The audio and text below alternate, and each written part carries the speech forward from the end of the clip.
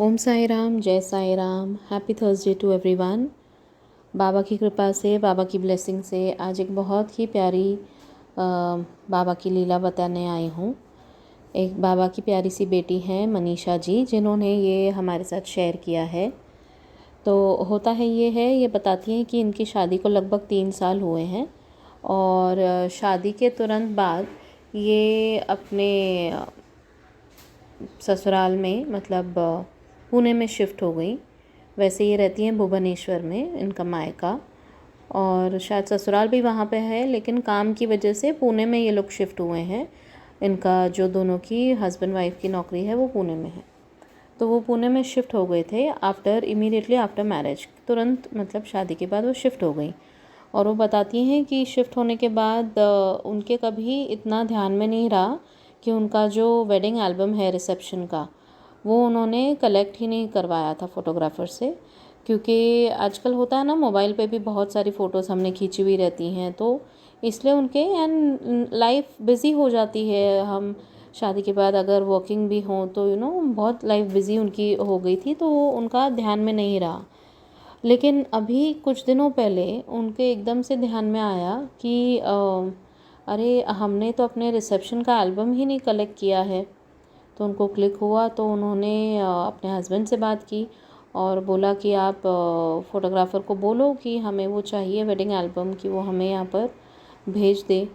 और होता ये है कि वो अभी अपने होम टाउन में ही गई हुई हैं, बिकॉज़ वर्क फ्रॉम होम चल रहा है, तो अभी वो भुवनेश्वर में ही है। तो वो होम टाउन में बीच में भी आई गई थी शादी के बाद, बट कभी इतना ध्यान में नहीं रहा। लेकिन अब जब वो वहीं पे हैं तो उनके ध्यान में आया कि ऐसा मतलब वेडिंग एल्बम तो मेरा है ही नहीं, तो ज़रा हम बात कर लेते हैं उनसे, फ़ोटोग्राफ़र से। अब फ़ोटोग्राफ़र का नंबर ना मिले, क्योंकि इनके जो हस्बैंड के अंकल हैं उन्होंने वो फ़ोटोग्राफ़र अरेंज किया था। तो फिर इनके हस्बैंड ने उनके अंकल को बोला, तो उन्होंने कहा मेरे पास भी नहीं है, पर मैं देखता हूँ कहीं से अगर मिल सकता है तो। क्योंकि 3 साल हो गए अब वो बात को, तो इनको तो लग रहा था कि 3 साल तक थोड़ी कोई फ़ोटोग्राफ़र संभाल के रखेगा वेडिंग एल्बम या इवन सॉफ्ट कॉपीज़ फ़ोटो की। वो तो सोचेंगे ये लोग आए नहीं वापस, पैसे तो उनको मिल गए थे। बट लकीली उनके जो अंकल हैं उनको वो फ़ोटोग्राफ़र का नंबर मिल गया।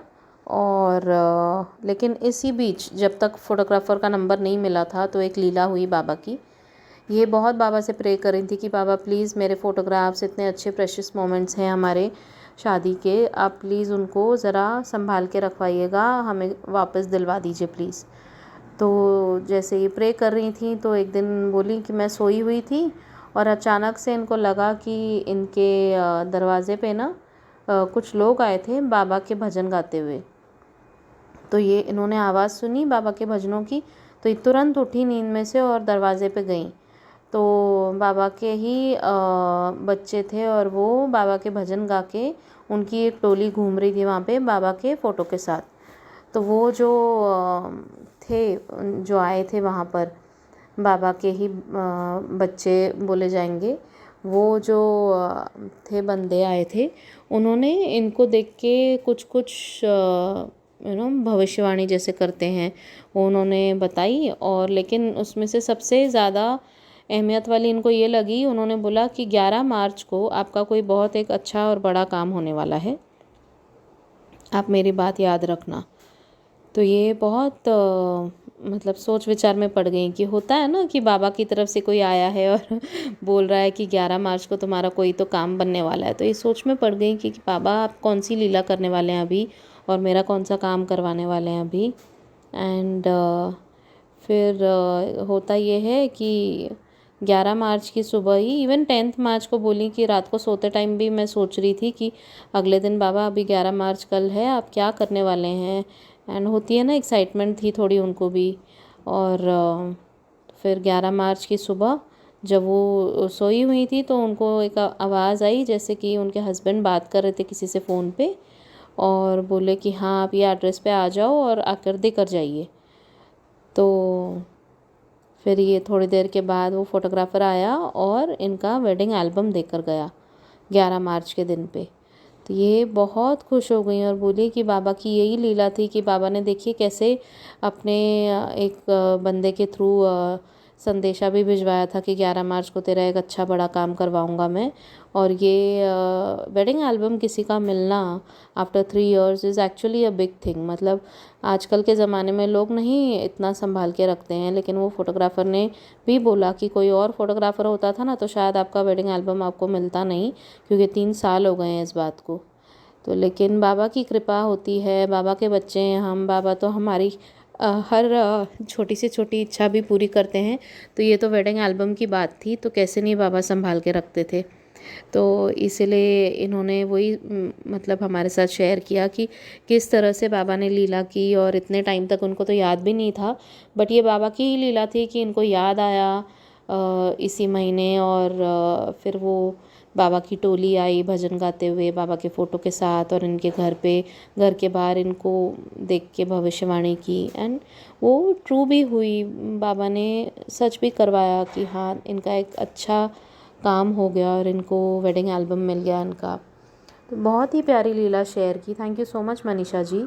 बाबा के हम बच्चे हैं और बाबा से हम सच्चे दिल से रोज़ उनकी मैं नहीं कहूँगी कि अगर पूजा करते हैं, बट बाबा के साथ सच्चे दिल से हम जुड़े हुए रहते हैं ना, तो बाबा तो एक दिया भी स्वीकार करते हैं और अपनी हर एक इच्छा भी हमारी पूरी करते हैं। देर सवेर होती है हर एक की लाइफ में, पर जो वो देर सवेर भी बाबा करते हैं ना, उस वक्त में भी बाबा हमें बहुत स्ट्रॉन्ग और बहुत मजबूत इंसान बनाते हैं और हर चीज़ के लिए प्रिपेयर करते हैं। तो मेरे पास बहुत सारे लोग बोलते हैं कि मेरे साथ ऐसा अभी भी ऐसा हो रहा है, कितना वक्त हो गया बाबा सुनते नहीं हैं। पर देखिए मुझे ऐसा लगता है कि हर एक के अपने कर्म होते हैं पिछले जन्मों के, जो हमें तो याद नहीं रहेंगे लेकिन बाबा को तो पता है ना। तो इसलिए बाबा से जुड़े रहिए सच्चे दिल से, बाबा से रोज़ बातें कीजिए। बाबा हमारे साथ हर पल हर क्षण होते हैं, चाहे वो दिखाई ना दें, but he is listening to us. तो जैसे इनकी मनोकामना पूरी हुई, आप लोगों की भी हो, यही बाबा के चरणों में प्रार्थना। आप लोग भी अपनी लीलाएं शेयर कीजिए प्लीज़, पोस्ट कर दीजिए कमेंट सेक्शन में, या फिर ईमेल आईडी से भी आप शेयर कर सकते हैं ऑडियो फॉर्म में या लिखकर, या फिर फेसबुक के मैसेंजर के थ्रू भी। छोटी बड़ी कोई भी लीला हो प्लीज़ शेयर कीजिए। Thank you so much. Om Sai Ram, जय साई राम।